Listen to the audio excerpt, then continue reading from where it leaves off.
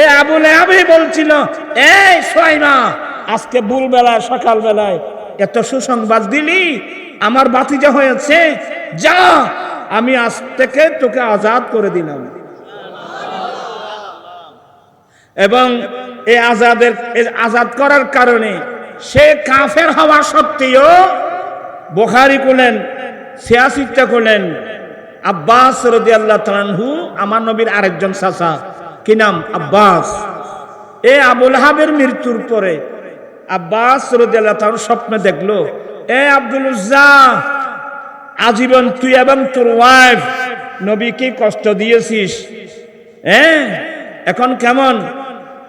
তখন কিন্তু আব্বাস রাদিয়াল্লাহু তাআলা ঈমান আনে নাই।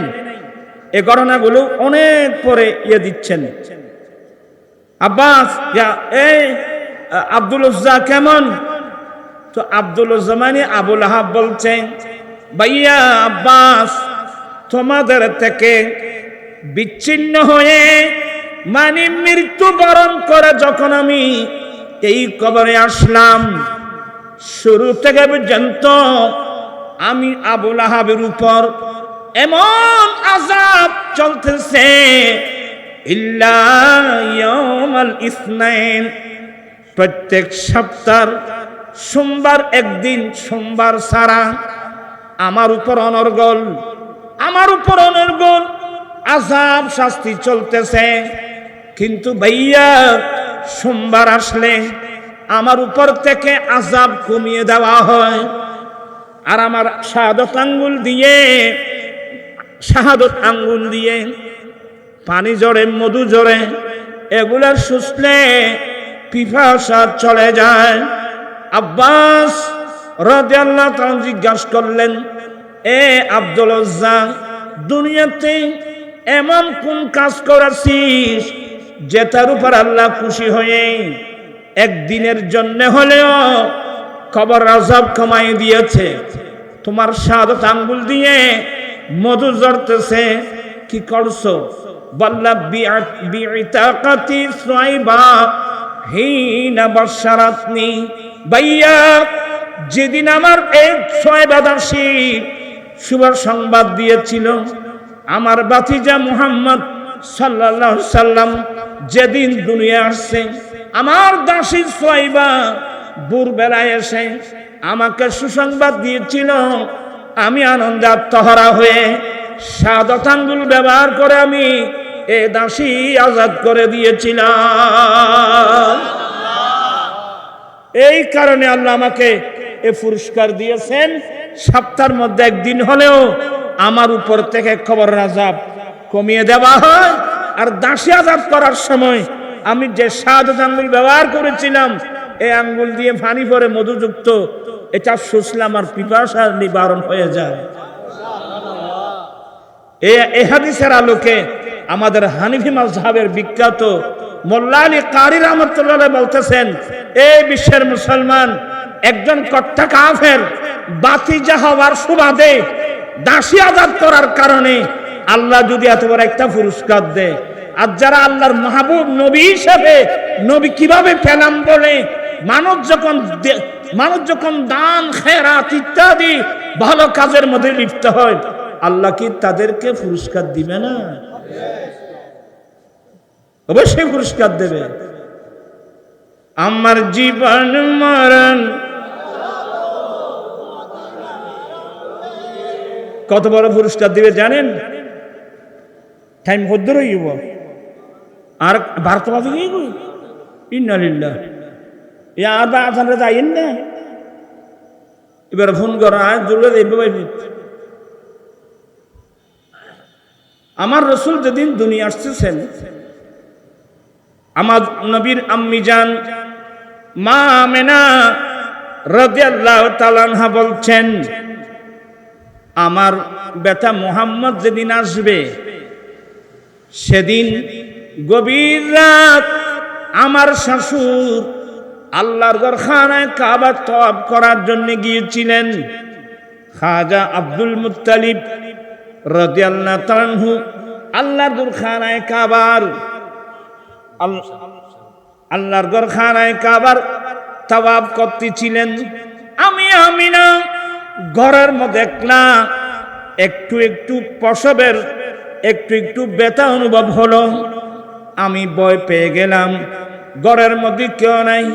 আমি মুহূর্তের মধ্যে তিনজন সুন্দরী যুবতী, খেজুর গাছের মতো লম্বা লম্বা তিনজন মহিলা আমি আমার ঘরে আসতে দেখলাম। এগুলো কি স্বপ্নে? না না, বাস্তবে। আমি মনে করছিলাম, মা মানা বলছে, আমি মনে করছিলাম আমার শাশুর আব্দুল মুত্তলিবের বংশের কোনো মেয়ে হবে। তিনজন মহিলা আসলো, আমাকে নাম ধরে, মা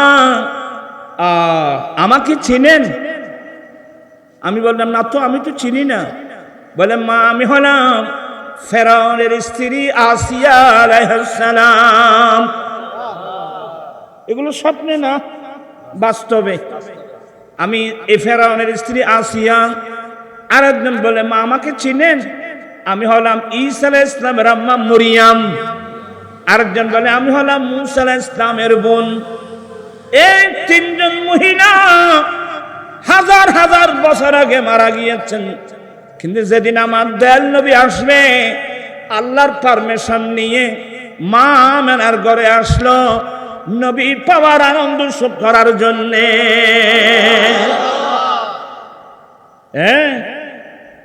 আমেনা তুঝে को मुबारक शाह की मिलाद हो, आमना तुझको मुबारक शाह की मिलाद हो, तेरी अंगन नूर बल्कि घर का घर सब नूर है, ईद मिलादुन नबी है दिल बड़ा मस्त।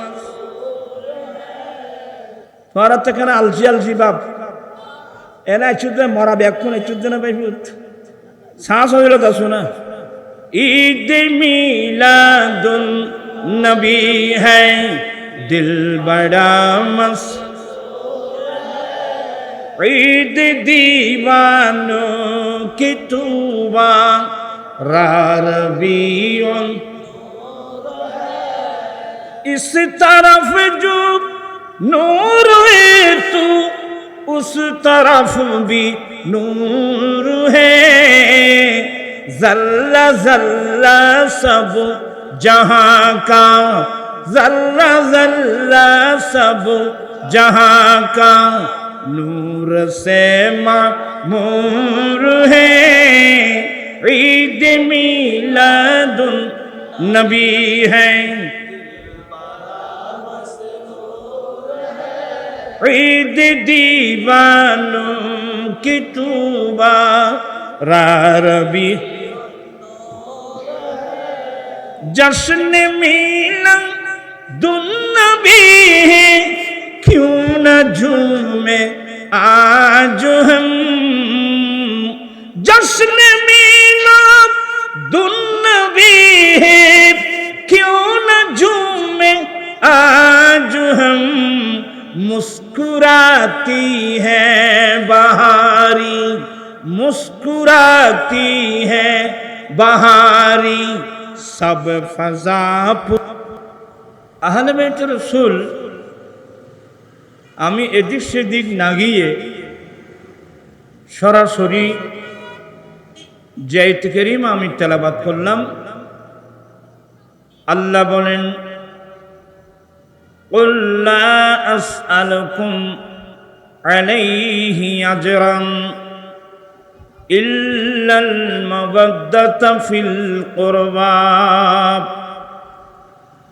আল্লাহ প্রিয় রাসূল সাল্লাল্লাহু আলাইহি ওয়াসাল্লামকে নির্দেশ দিয়েছেন, ওবা ওরা আর মিকে চাই থাকুন ইকে ইকে বিলবিলের তো ওয়াজ বুঝ জানো, এক মন এক খেয়াল এক দিয়ানে, এগুলো কোরআন সুন্নাহর আলোচনা কঠিন, মনোযোগ সহকারে শুনতে হবে। আল্লাহ বলেন হে নবী আপনি এদেরকে বলে দেন। এরা কারা? এই আয়াতের তাফসীর করলে দেখবেন এই মক্কাবাসীদেরকে বলে দেন। আপনি মক্কাবাসীদেরকে বলে দেন। এটা যদিও বা নুজুল যদিও খাস হয়, হুকুম কিন্তু আম। শুধু মক্কাবাসী নয়, কিয়ামত পর্যন্ত যারা ঈমান আনবে আপনি তাদেরকে বলে দেন কি, লা আসআলুকুম আলাইহি আজরা।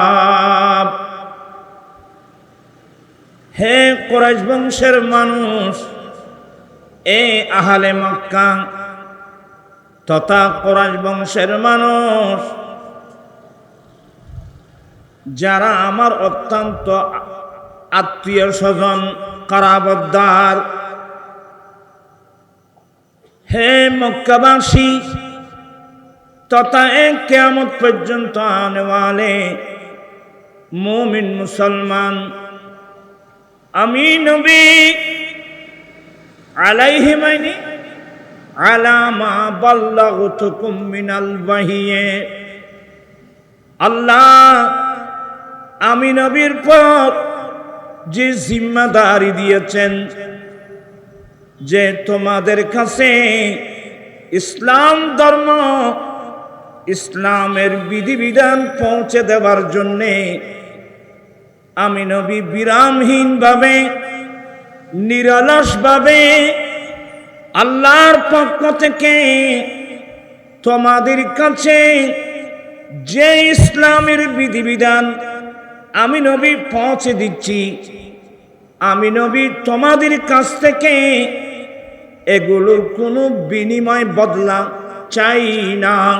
সুবহানাল্লাহ। আল্লাহ আমাকে অনেক বড় জিম্মাদারি দিয়ে এই পৃথিবীর জমিনে পাঠিয়েছেন, লিইয়ুযহিরাহু আলা দ্বীনি কুল্লিহি ওয়ালাউ কারিহাল কাফিরুন ওয়ালাউ কারিহাল মুশরিকুন। সমস্ত মানব গড়া বানাওঠি ধর্ম এগুলো দফন করে, এগুলোকে দফন করে আল্লাহর দেওয়া ইসলাম গালেব করার জন্য, প্রতিষ্ঠার জন্য আমি তোমাদের আল্লাহ আমাকে যে জিম্মাদারি দিয়েছেন, এই জিম্মাদারি প্রতিকূল অবস্থার মধ্যেও, কি অনুকূল অবস্থা না প্রতিকূল? আপনার কথা বুঝেন না মনে হয়, অত্যন্ত প্রতিকূল অবস্থা। সবাই যারা আপনজন ছিল এরাই তো শত্রু হয়ে গেল। রাসূল কারীম ইসলামের দোষ কি ছিল? এটা আল্লাহর দেওয়া দ্বীন প্রতিষ্ঠার জন্য, মানুষের কাছে পৌঁছে দেওয়ার জন্য যে দায়িত্ব আল্লাহ আমার নবীকে দিয়েছেন, আমার নবী ইসলামের কথা বলা মাত্রই যারা আপনজন ছিল এরাও তো কি হয়ে গেছে, এরাও শত্রু হয়ে গেছে। কোন অবস্থার মধ্যে আমার রাসূল ইসলাম প্রচার করেছেন জানেন? একটু মনোযোগ লাগবে। মহান রব্বুল আলামিন একটি আয়াতে কারিমা নাযিল করছেন, ওয়ানজির আশীরাতাকাল আকরাবিন। হে নবী, আপনার যারা নিকটতম আত্মীয় তাদের কাছে ইনজার করুন, ভয় প্রদর্শন করুন। তার মানে তাদের কাছে তুমি প্রকাশ্যে ইসলাম ধর্মের দাওয়াত দিন, প্রচার করুন। সুবহানাল্লাহ। এই আয়াতটা নাযিল হওয়ার আগে ইসলাম প্রচার ছিল গোপনে গোপনে, কথা বুঝতেছেন? কিন্তু এই আয়াত যখন নাযিল হলো প্রকাশ্যে ইসলাম প্রচার। আমার রাসূল কুরাইশ বংশের মানুষদেরকে দেখে পাঠালেন কোথায়? সাফা পাহাড়ের উপর অথবা আবু কুবাইস পাহাড়ের উপর। সবাই উপস্থিত। এ আমার কুরাইশ বংশের মানুষ, আপনারা কেউ নড়াচড়া করবেন না। পরা ফল উঠতে গেলে এত সরাসরি উড়ানো গেলে তো ওয়াজ শুনবি করত না। এই আমার কুরাইশ বংশের মানুষ কোথায় আহ্বান করেছেন? সফা পাহাড়ের উপর অথবা আবু কুবাস পাহাড়ের উপর আমার নবী কুরাইশ বংশের মানুষদেরকে ডেকে পাঠালেন, সবাই আসছেন। তা আমার নবী বলছেন কি জানেন?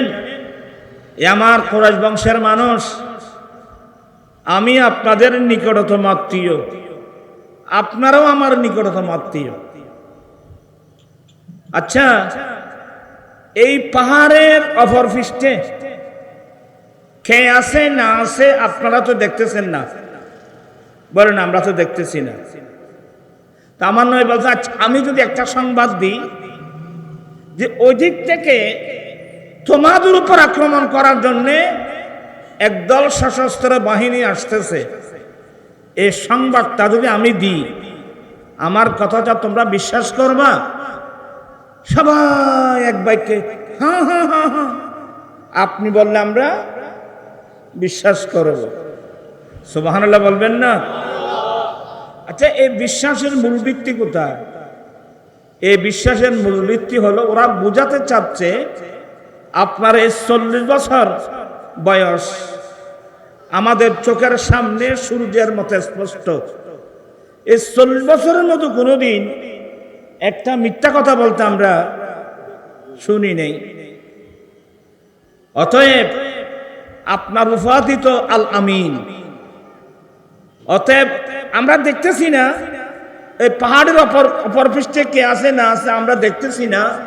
আপনি যদি সংবাদ দেন আমরা বিশ্বাস করব। বলে করবা? বিশ্বাস করবে তো?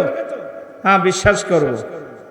এবার আমার নবী বলেন, এ আমার কুরাইশ বংশের মানুষ, লা ইলাহা ইল্লাল্লাহু,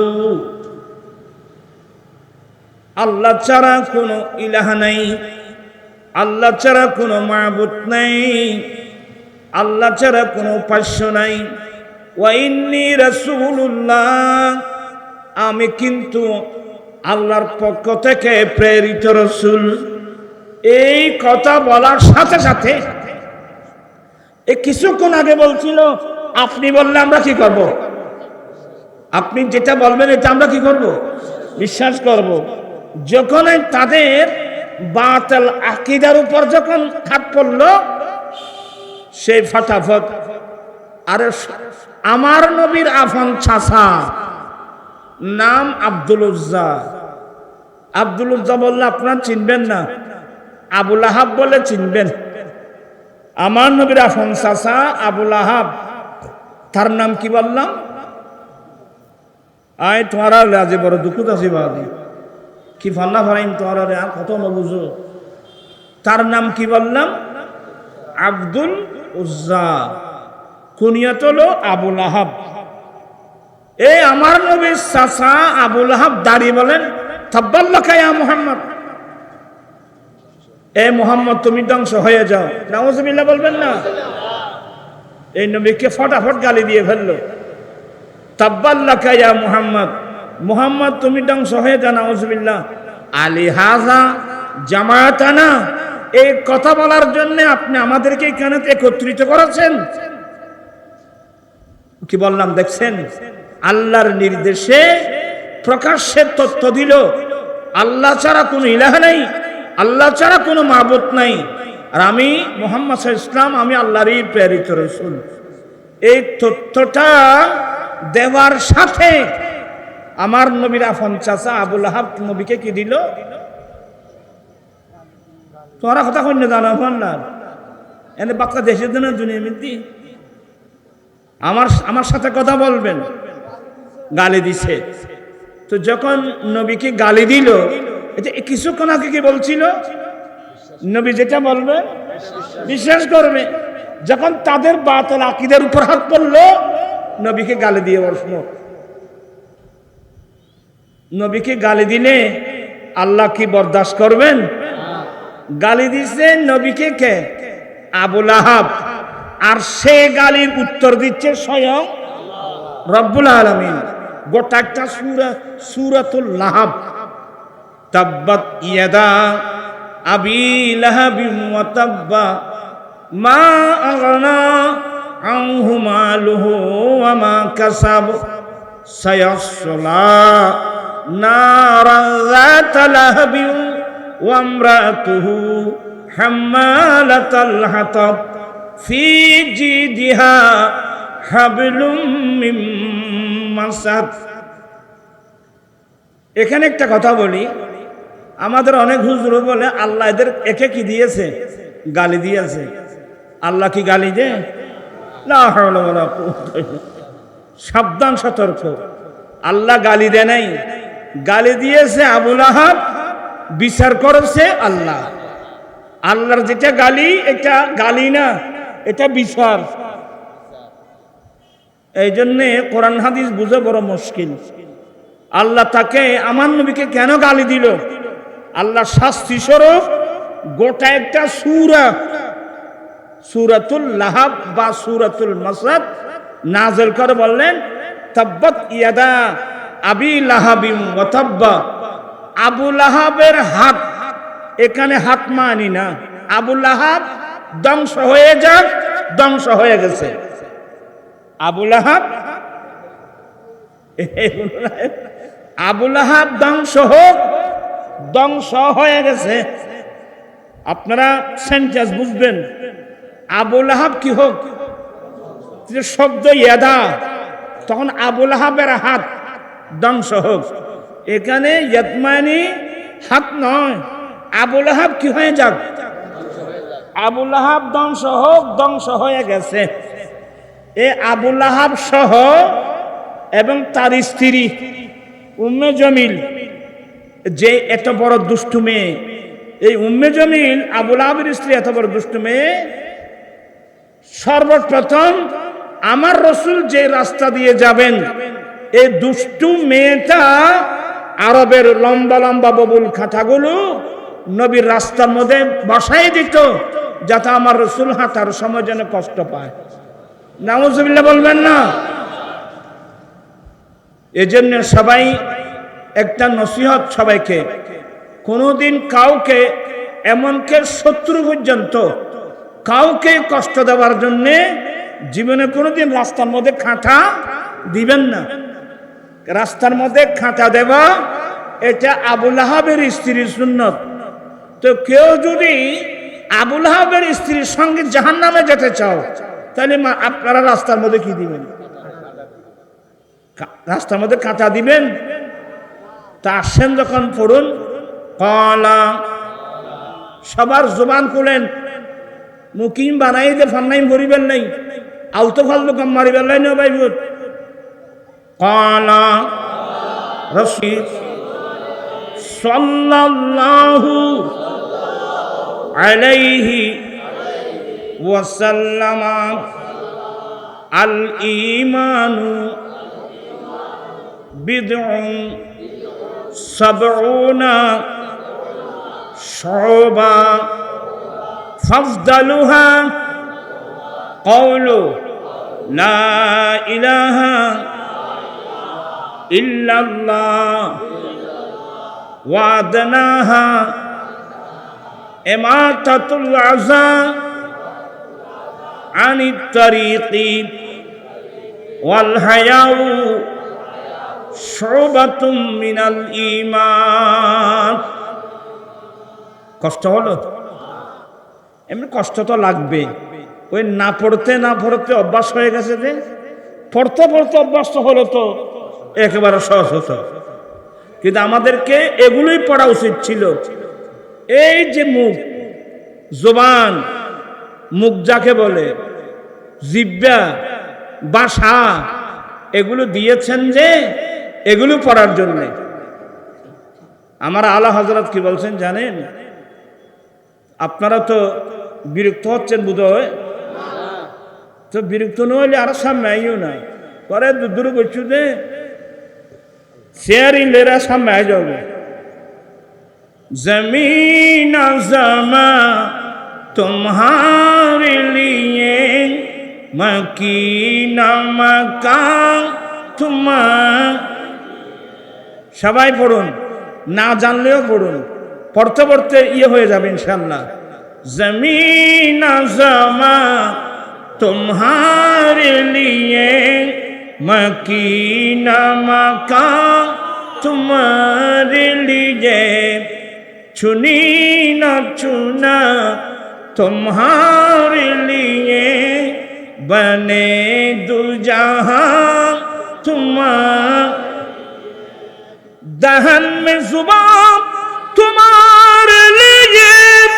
बदन में ही जान तुम्हारे लिए हम आए यहाँ तुम्हारे लिए उठे विवाह तुम्हारे लिए চিৎকার দিয়ে বলুন সুবহানাল্লাহ আমার আলা হযরত বলছেন যে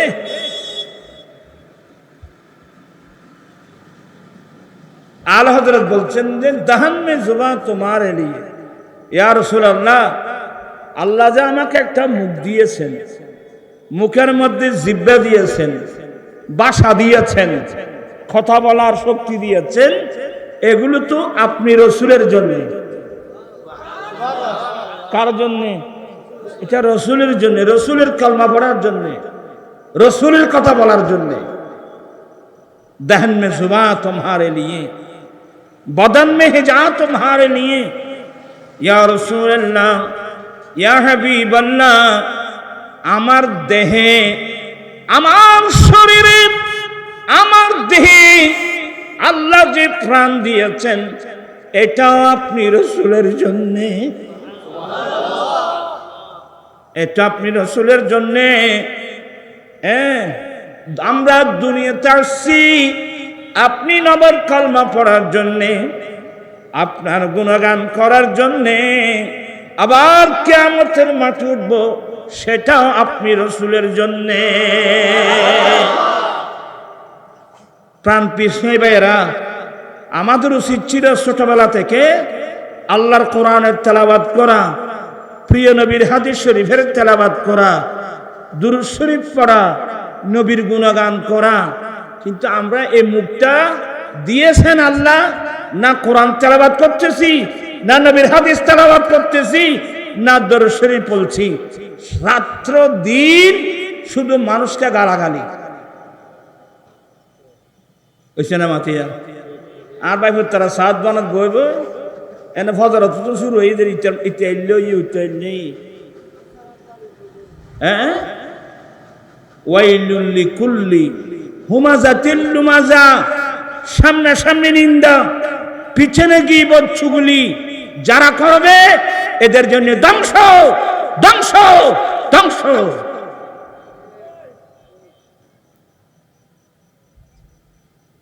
আল্লাহ মুখে একটা আচ্ছা আপনারা যে গালাগালি করতেছেন একে অপরকে আল্লাহ চাইলে তো আপনাকে বোবা বানিয়ে দিতে পারত আচ্ছা বোবা বানা দিলি তুই কেন করতি করতি আর ক্ষেত্রে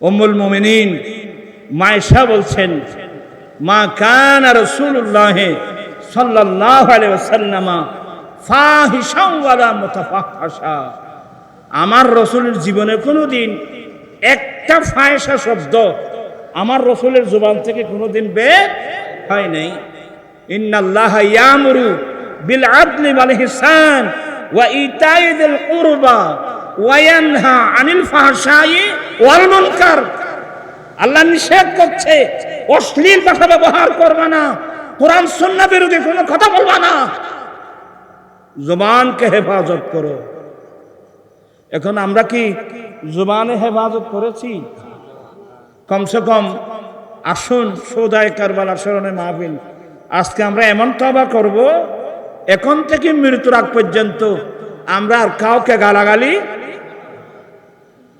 আরেকটা হাদিস পড়ুন তাহলে বিরক্ত হবেন না তো কালা রাসূলুল্লাহি। কি মহব্বত করে পড়তেছেন, খুব আদব সহকারে পড়বেন।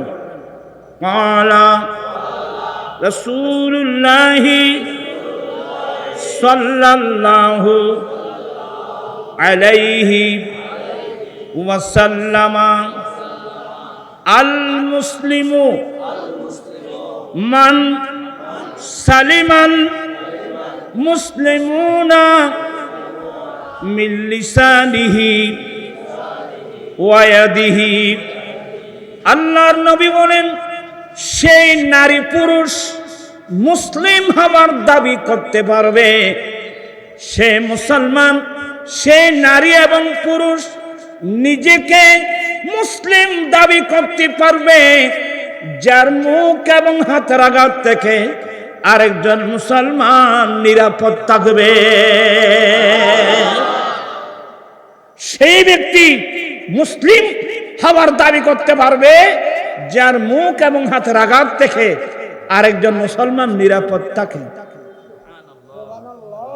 এবার বলুন, নিজেকে মুসলমান বলি, অনেক ছেলে আছে যাদের মুখ এবং হাতের আঘাত থেকে নিজের মা বাবা পর্যন্ত নিরাপদ নাই।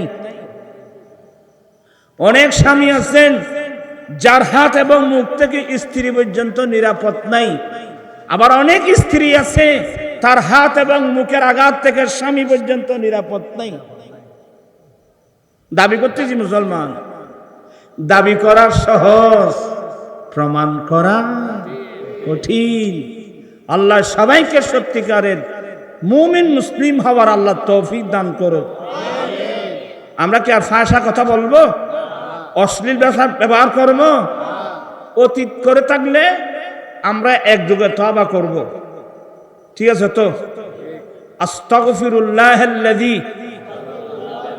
লা ইলাহা ইল্লা হুয়াল হাইয়ুল কাইয়্যুম ওয়া আতুবু ইলাইহি।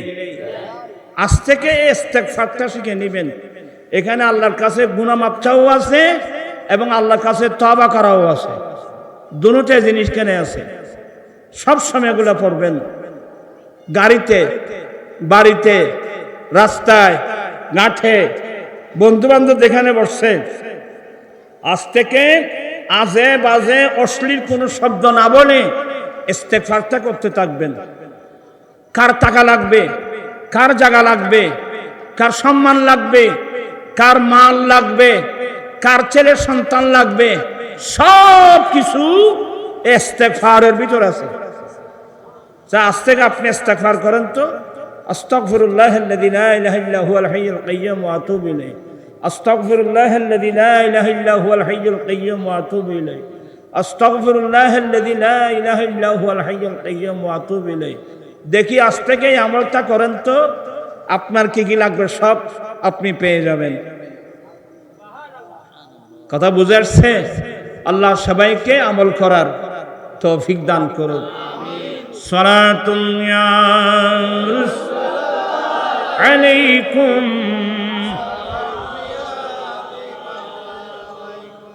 ওই হাদিস একটা যে পড়লাম, এটার অনুবাদ এখনো করি নাই। আল্লাহর নবী বলেন, উম্মত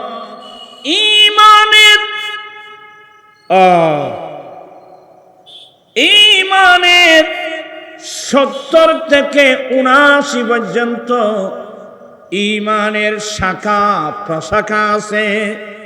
আপনারা কি আমার ভাষা বুঝেন? 70 থেকে 79 পর্যন্ত ঈমানের শাখা প্রশাখা আছে। 69 থেকে 79 পর্যন্ত ঈমানের এতগুলো শাখার মধ্যে সবচেয়ে উত্তম শাখা হলো লা ইলাহা ইল্লাল্লাহু মুহাম্মাদুর রাসূলুল্লাহ। এই কলমাটার সবচেয়ে উত্তম শাখা। এবার আমার নবী বলেন, ওয়াদানাহা ইমাতাতুল আযা আনিত তারিকি। উম্মত ঈমানের নিম্নতম শাখা হলো কষ্টদায়ক জিনিস যেমন কাঁথা, বোতলের খাঁচ ভাঙা, যেগুলো পায়ের নিচে পড়লে মানুষ কষ্ট পাবে, গরু ছাগল কষ্ট পাবে, এই কষ্টদায়ক জিনিস রাস্তা থেকে সরিয়ে দেওয়া ঈমানের নিম্নতম শাখা। কি বুঝলেন? কোন ঈমানদার রাস্তার মধ্যে কাঁটা দেওয়া তো দূরের কথা, কাঁটা দেখলে আপনি ফেলে যেতে পারবেন না, আপনার ঈমান বলবে হাই হাই হাই কাঁটাটা সরাই দিন। আচ্ছা, আমরা আমাদের মধ্যে অভ্যাসগুলো আছে, রাস্তার মধ্যে কি রাস্তা থেকে কাঁটা সরিয়ে দেন না মানুষকে কষ্ট দেওয়ার রাস্তায় কাঁটা দেন? এখন প্রায় মানুষ দেখা যায় রাস্তার মধ্যে কি দেয়, কাঁটা দেয়। রাস্তার মধ্যে কাঁটা দিলে ওই আবুল আহাবের স্ত্রীর সুন্নত।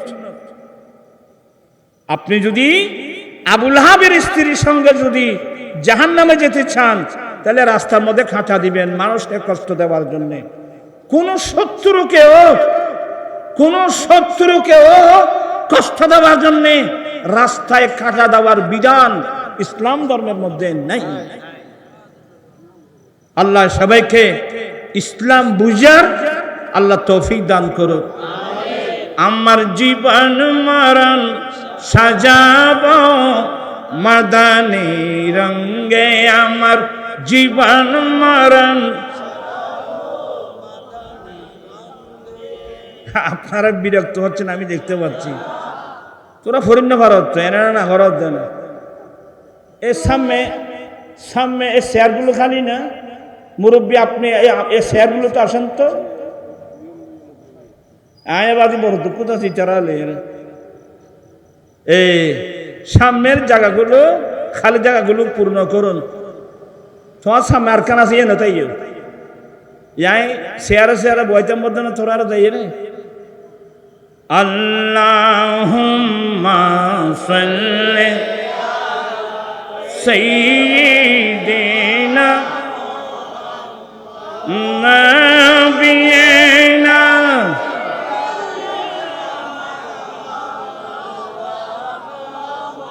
বন জঙ্গলার বাঘ হরিণে চিনিল দয়াল নবীকে, হরে মানব হয়ে চিনিলি নারী, দুঃখ রইল মনেতে। আল্লাহুম্মা সাল্লি সাইয়্যিদিনা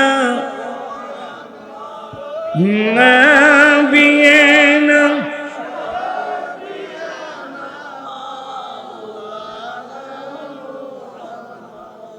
আমি অনেক দূরে চলে আসলাম। আমি বুঝাতে চাচ্ছি, সেই পুরুষ সেই নারী নিজেকে মুসলিম দাবি করতে পারবে যার হাত এবং মুখের আঘাত থেকে আরেকজন মুসলমান কি থাকবে, নিরাপদ থাকবে, হেফাজতে থাকবে। এবার আপনারা চিন্তা করুন, নিজের কাছে নিজের বিবেকের কাছে নিজে প্রশ্ন করুন, আমার মুখ এবং হাত থেকে আদৌ আমার মা বাবা কি নিরাপদ আছে? আমার ওয়াইফ কি নিরাপদ আছে? আমার স্বামী কি নিরাপদ আছে? আমার বন্ধু বান্ধব কি নিরাপদ আছে? অনেক নিষ্পাপ কিশোরী পর্যন্ত কি নেই, নিরাপদ নেই। এগুলো বললে চোখের পানি আসবে। আল্লাহ সবাইকে এগুলো বুঝার তৌফিক দান করুক। আমি বেশি কথা বলছি না। যেখানে পড়ছিলাম, ওই যে আমার নবী যখন বলে দিলেন যে আল্লাহ ছাড়া কোনো কেউ নাই, আল্লাহ ছাড়া কোনো মাবুদ নাই, এবং আমি আল্লাহর প্রেরিত রাসূল, এই কথা বলা মাত্রই গালি দিল কে? আবুল আহাব, আমার নবীর আপন চাচা। কোন চাচা জানেন? ওই চাচা যেদিন বাতিজা হয়েছে, এই বাতিজা হয়েছে বলে তার ছয় বাদাসী এই আবুল আহাবকে বলেছিল, হুজুর আপনার ভাই আব্দুল্লাহর ঘরে এমন এক ছেলে জন্ম নিয়েছে, এমন সুন্দর ছেলে আমি জীবনে দেখি নাই। এ আবু লাহাবই বলছিল, এই সুয়াইমা, আজকে ভোর বেলায় সকাল বেলায় এত সুসংবাদ দিলি, আমার ভাতিজা হয়েছে, যা আমি আজ থেকে তোকে আজাদ করে দিলাম। এবং এই আজাদ করার কারণে সে কাফের হওয়া সত্ত্বেও বুখারী করলেন, সিয়াসিটা করলেন, আব্বাস রাদিয়াল্লাহু তাআলা আনহু, আমার নবীর আরেকজন চাচা, কি নাম? আব্বাস। এই আবু লাহাবের মৃত্যুর পরে আব্বাস রাদিয়াল্লাহু তাআলা স্বপ্নে দেখলো, এ আব্দুল উজ্জা, আজীবন তুই এবং তোর ওয়াইফ নবীকে কষ্ট দিয়েছিস, এখন কেমন? তখন কিন্তু আব্বাস রাদিয়াল্লাহু তাআলা ঈমান আনে নাই। এই ঘটনাগুলো অনেক পরে দিচ্ছেন। আব্বাস, এই আব্দুল উজ্জা কেমন? তো আব্দুল উজ্জা মানে আবু লাহাব বলছেন, ভাইয়া আব্বাস, তোমাদের থেকে বিচ্ছিন্ন হয়ে মানে মৃত্যুবরণ করে যখন আমি এই কবরে আসলাম, শুরু থেকে পর্যন্ত আমি আবু লাহাবের উপর এমন আযাব চলতেছে, ইল্লা ইয়াউমাল ইসনাইন, প্রত্যেক সপ্তাহ সোমবার একদিন, সোমবার ছাড়া আমার উপর অনর্গল আযাব শাস্তি চলতেছে। কিন্তু ভাইয়া, সোমবার আসলে আমার উপর থেকে আযাব কমিয়ে দেওয়া হয়, আর আমার শাহাদত আঙ্গুল দিয়ে পানি জড়ে, মধু জড়ে, এগুলার শুষলে পিপাসা চলে যায়। আব্বাস রাদিয়াল্লাহু তাআলা জিজ্ঞাসা করলেন, এ আব্দুল উজ্জা, দুনিয়াতে এমন কোন কাজ করেছিস যেটার উপর আল্লাহ খুশি হয়ে একদিনের জন্য হলেও কবর আযাব কমাই দিয়েছে? তোমার শাহাদত আঙ্গুল দিয়ে মধু জড়তেছে, কি করছো? বললা, বিইতাকাতি সুয়াইবা হিনা বাশারাতনি। ভাইয়া, যেদিন আমার এই সুয়াইবা দাসী শুভ সংবাদ দিয়েছিল, আমার ভাতিজা মুহাম্মদ সাল্লাল্লাহু আলাইহি সাল্লাম যেদিন দুনিয়া আসছে, আমার দাসী সুয়াইবা ভোরবেলায় এসে আমাকে সুসংবাদ দিয়েছিল, আমি আনন্দে আত্মহারা হয়ে শাহাদত আঙ্গুল ব্যবহার করে আমি এ দাসী আজাদ করে দিয়েছিলাম।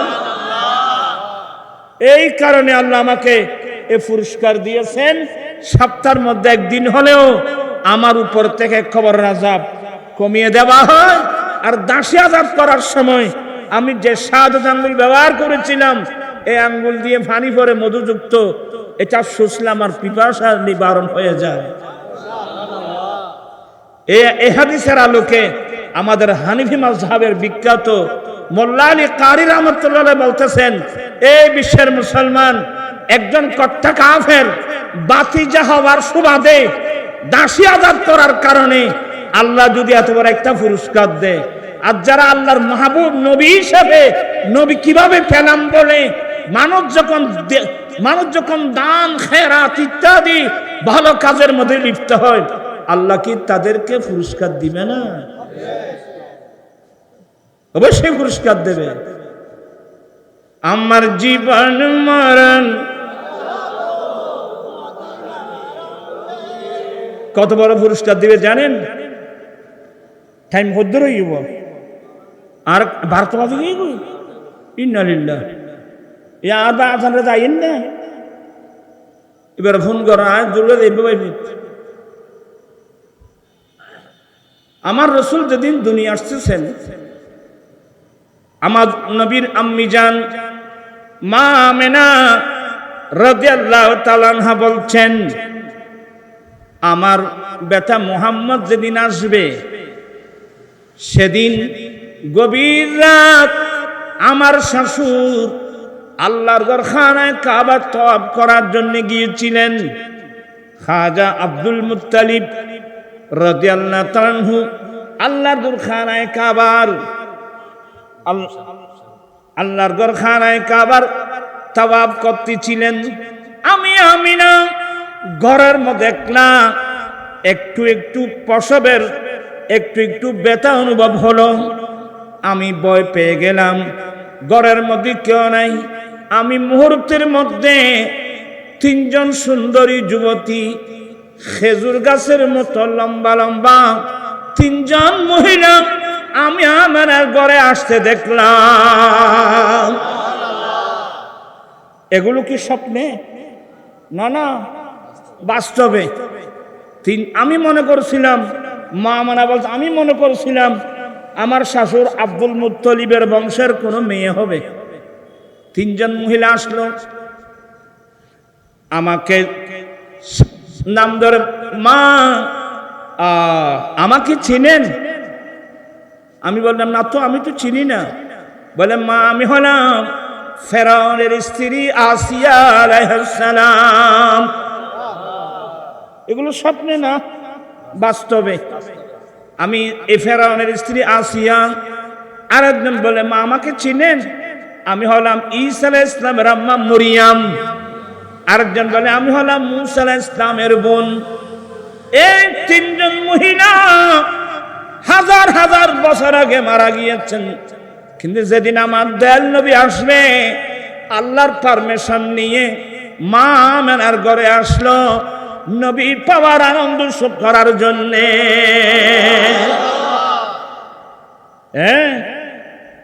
আমেনা তুঝে को मुबारक शाह की मिलाद हो, आमना तुझको मुबारक शाह की मिलाद हो, तेरी अंगन नूर बल्कि घर का घर सब नूर है, ईद मिलादुन नबी है दिल बड़ा मस्त। তোরা তো কেন আলসি আলসি বাপ, এনা চুদ্দে মরা ব্যাকুন চুদ্দে না বেফুত শ্বাস হইল তা শোনা।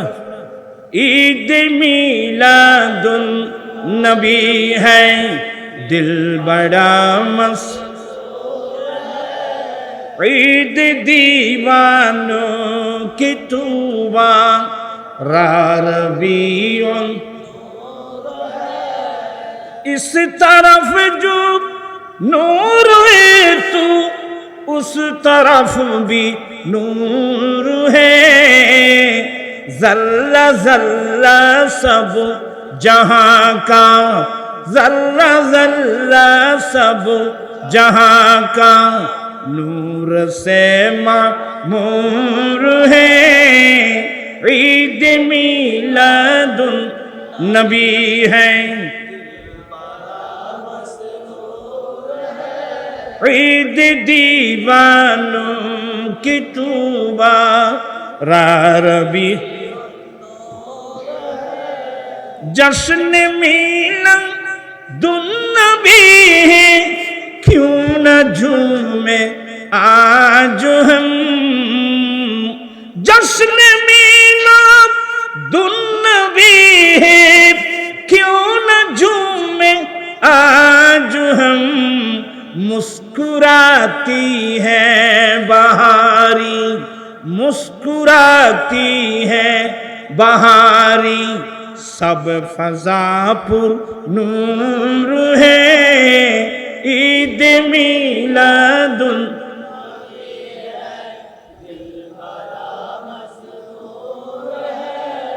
ईद दीवा,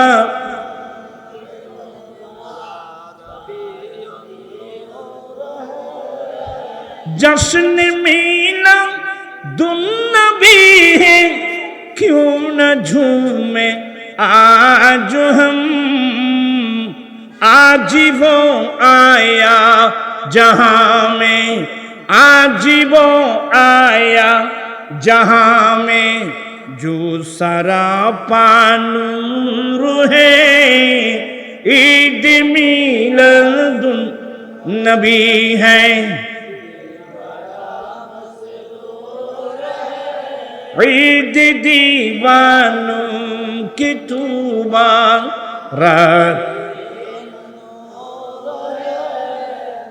রাত গভীর হয়ে গেছে। আমি এভাবে একটা একটা বলতে গেলে দেরি হয়ে যাবে। আমি বোঝাতে চেয়েছিলাম নবীর আগমনের দিন আল্লাহর পারমিশন নিয়ে, ইজিন নিয়ে মা আমানার ঘরে কয়জন মহিলা আসলো? কে কে? একজন হলো আসিয়া আলাইহিস সালাম, মরিয়ম আলাইহিস সালাম, আরেকজন হলো মুসা আলাইহিস সালামের বোন। এই তিনজন মহিলা আসছেন। আচ্ছা, ওরা কি কোনো পুরস্কার পাবে? আল্লাহ কি ওনাদেরকে পুরস্কৃত করবেন? কত বড় পুরস্কার জানেন? এই তিনজন মহিলা জান্নাতের মধ্যে আমার দয়াল নবীকে স্বামী হিসেবে পাবে। কারণ এই তিনজন মহিলা দুনিয়ায় থাকতে স্বামীর স্বাদ ভোগ করতে পারে নাই, আল্লাহর প্রেমে গোটা জীবন দিয়ে ফেলছেন। আল্লাহ তাদের কেমন পুরস্কার দেবেন? জান্নাতের মধ্যে ওরা আজীবন আমার নবীর স্ত্রী হয়ে জান্নাতের মধ্যে থাকবেন। কত বড় পুরস্কার! তো ওরা মিলাদুন্নবী করতে এসে আল্লাহর পক্ষ থেকে এত বড় পুরস্কার পাবে, তা আমরা কিছু পাবে না? কি আশা আছে নাকি? আমরা কমসে কম আমার দয়াল নবীর খাদেম হিসাবে হতে হলো আমরা জান্নাতের মধ্যে সেই পুরস্কার পাবো। ঠিক কিনা ভাইরা আমার? আমরা সেই পুরস্কার পেতে চাই কি চাই না? দুই হাত উঠাই বলতে হয়, চাই কি চাই না? আল্লাহ সবাইকে মুস্তাফার খাদেম হয়ে থাকার, গোলাম হয়ে থাকার আল্লাহ আমরা সবাইকে সে তৌফিক দান করুন, আমিন। আর পুরস্কার আর খাইলে জান্নাবা আর পুরস্কার পাইম তো আল্লাহ বড় সখী। আল্লাহর নাম জাফাত। আল্লাহর চেয়ে বড় দানে আর কে আছে? ওই জান্নাতি আবু লাহাব বাতিজার উৎসবে নবী শেফে না, বাতিজা হয়েছে এক সুসংবাদ শুনে দাসী আজাদ করার কারণে যদি একদিনের জন্য হলেও যদি তার উপর থেকে কবরের আযাব কি হয়ে যায়? হালকা হয়ে যায়। আঙ্গুল দিয়ে পানি পড়ে, মধুযুক্ত পানি পড়ে সুস্থে পিপাসা কমে যায়। এত বড় একটা পুরস্কার পায়। আমরা তো আল্লাহর মাহবুব পেয়ে আমরা আনন্দিত হয়ে আজকে আমরা লক্ষ লক্ষ টাকা খরচ করছি, দান খেরাত করছি, মাহফিল করছি, ইত্যাদি ইত্যাদি ভালো কাজ করছি। তা আল্লাহকে আমাদেরকে পুরস্কার দিবে না? আশা আছে তো? আল্লাহ সবাইকে কথাগুলো বুঝার তৌফিক দান করুক। এবার আসুন, একটু তাড়াতাড়ি আসুন।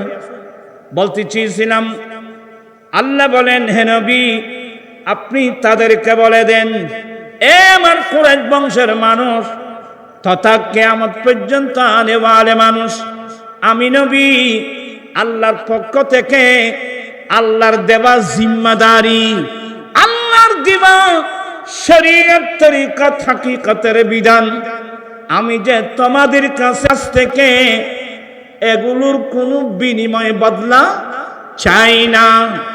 তবে আমি নবী তোমাদের কাছে একটা জিনিস চাই, সেটি হলো আমার আহলে বাইতের প্রেম আর ভালোবাসা।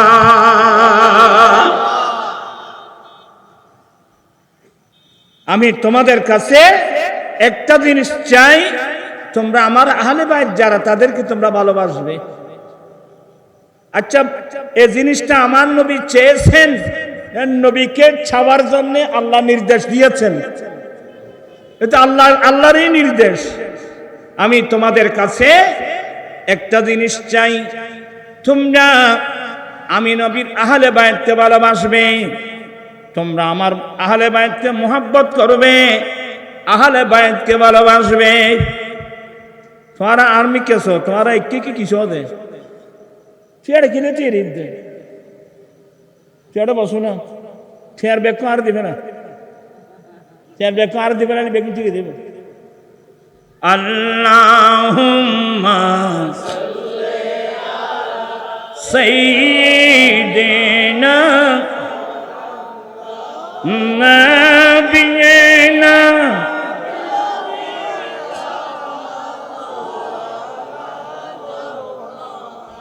আচ্ছা নবী আমাদের কাছ থেকে কি চেয়েছেন? আমরা যারা নবীর পরিবারকে কি করি, যারা নবীর আহলে বায়েত, এদেরকে যেন আমরা মোহাব্বত করি, এদেরকে যেন আমরা ভালোবাসি। আচ্ছা নবীর আহলে বায়েতকে ভালোবাসলে লাভ কার? আমার নবীর লাভ না আমাদের লাভ? লাভটা কি? এবার বলবো, আমার নবীর আহলে বায়েত যারা, এরা এক নম্বর আমাদের জন্য প্র্যাকটিক্যাল কোরআন। আমার নবীর পরে কোরআন হলো থিওরিক্যাল। আমার নবীর পরিবার আহলে বায়েত হলো আমাদের জন্য প্র্যাকটিক্যাল কোরআন এক। দ্বিতীয় নম্বর, আমার নবীর আহলে বায়েত হলো আমাদের মুক্তির জাহাজ। এবার দুটো হাদিস শোনাবো, পড়তে পারবেন তো? ক্বালা রাসূলুল্লাহি সাল্লাল্লাহু আলাইহি ওয়াসাল্লাম মাসালু আহলি বাইতি কামাসালি সফিনাতি নূহিন আলাইহিস সালাম ফামান রাকিবাহা নাজা ওয়ামান তাখাল্লাফা আনহা হালাকা। আপনার বিরক্ত হচ্ছেন আমি দেখতে পাচ্ছি। আমার নবী বলেন, এ আমার উম্মত, আমি নবীর আহলে বাইতের উদাহরণ হলো নূহ আলাইহিস সালামের জাহাজের মতো। আল্লাহু আকবার। এটা মেশকাতেও আছে। আমি নবীর যারা আহলে বাইত, এদের উদাহরণ হলো নূহ আলাইহিস সালামের জাহাজের মতো। সেদিন নূহ আলাইহিস সালাম তার কওম যখন নবীর শানে বেয়াদবি করলো, একদিন নয় দুদিন নয় ৯৫০ বছর ধরে আল্লাহর নবী নূহ আলাইহিস সালাম মানুষের কাছে ইসলাম প্রচার করেছিলেন। কয় বছর? আর জুড়ে ৯৫০ বছর ইসলামের দাওয়াত দিয়েছিলেন। কিন্তু তারা এমন দুষ্টু ছিল, নিজের পরিবার সহ ৯৫০ বছরে ঈমান এনেছেন মাত্র কয়জন? ওরা জোরল্লা বাজে, এটা মানে ওয়াজও করেন যাইতো না। আয়নে দেরি গিয়ে ইয়া আর ভাই গাইছি না কই এইবারে এইবার ওয়াইলের গরম হইব না, তাড়াতাড়ি আসতো ভাই দেরি গিয়ে। আল্লাহুম্মা সাল্লি সাইয়্যিদিনা নাবিয়িনা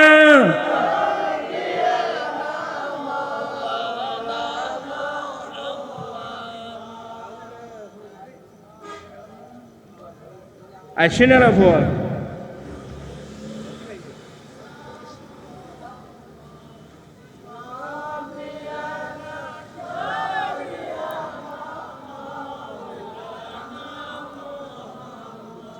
আল্লাহ তুমি দয়া করো, আল্লাহ তুমি দয়া,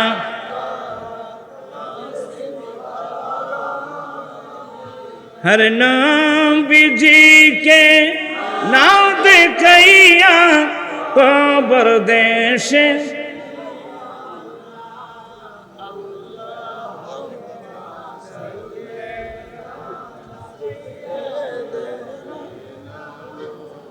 ए नारे तकबीर नारे रिसालत नारे गौसिया আহলে সুন্নাত ওয়াল জামাত প্রধান বক্তার আগমন, শুভেচ্ছার স্বাগত কিশোর সংঘের পক্ষ থেকে মারহাবা মারহাবা। ইয়া দেখো না এই বিয়া কোন এত ন বই দেড়ে এবার মিকা সারি ওই আসন রাজা হতে আই আর বা হাসারে দা খরচাই রে ব্যাহ এখন খড়ে খড়ে এ রুড়ে রুড়ে দূরে দে এ থানলে এই গোনা ভাইছে এখন এখন থানলে এখন দেখছি তারা মুখ দিয়ে আর বহুত কষ্ট ইনের ফান্না ফেরাতে আজি চেয়ার এখানে এটা আনতে শোনো কন্যান সোফা না সিঙ্গেল সোফা ইন দাও না কেরে তোরা ফল দেখো না দে হ্যাঁ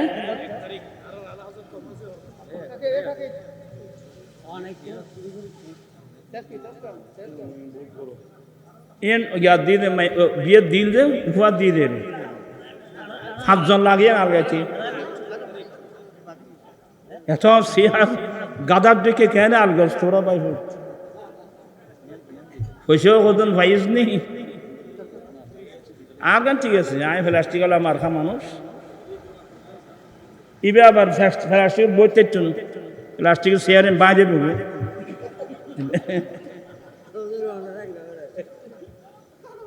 এবার হয়তো বান্ন খাইবেন না হয়তো বান্ন খাইও অনতিন বহুত দিন খান্ন ধরন করিল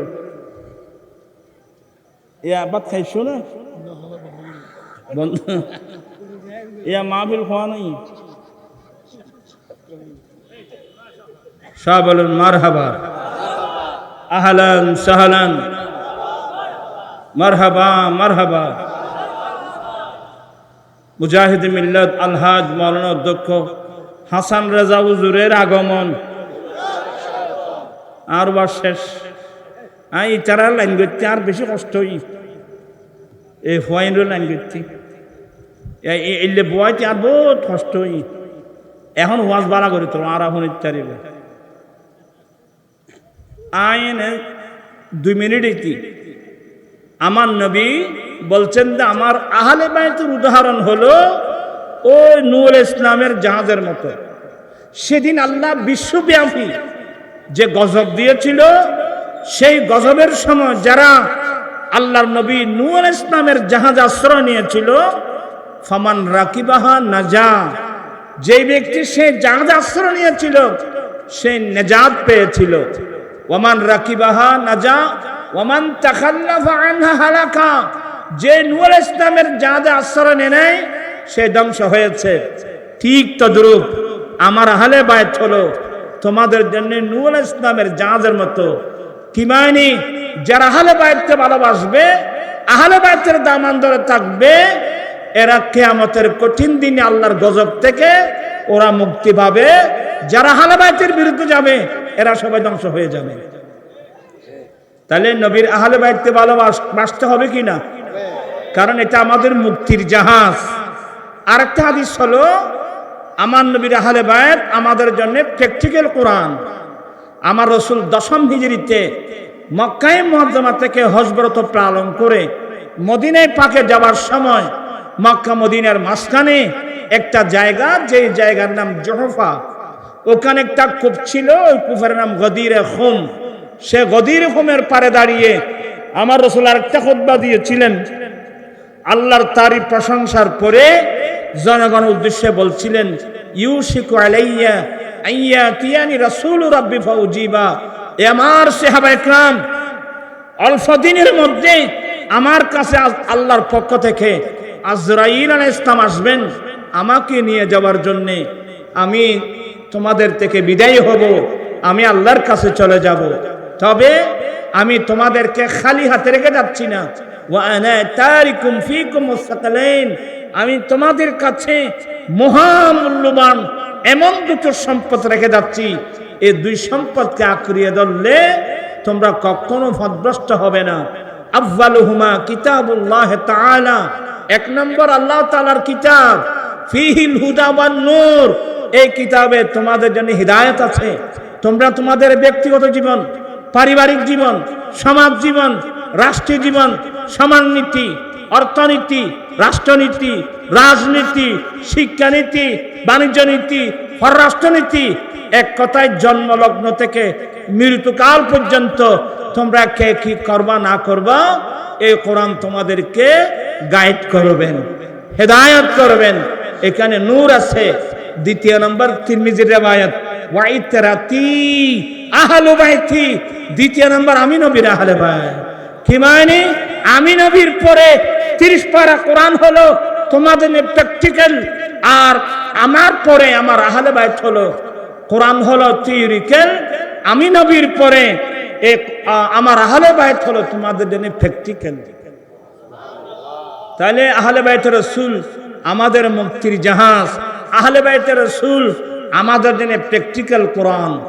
এখন প্রশ্ন আসবে, এই মুক্তির জাহাজ এবং প্র্যাকটিক্যাল কোরআনকে হিন্দু নয়, বৌদ্ধ নয়, খ্রিস্টান, জুম্মা, চাকমা নয়, 61 হিজরিতে কারবালার মাঠে আহলে বাইতের রাসূলকে শহীদ করেছিল, ওরা কারা?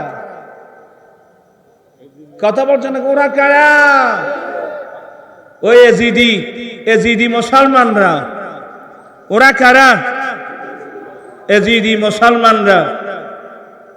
এখন দেখবেন আহলে সুন্নাত ওয়াল জামাত এই একটি দল আছে, এই একটি দল ছাড়া ইসলামের নামে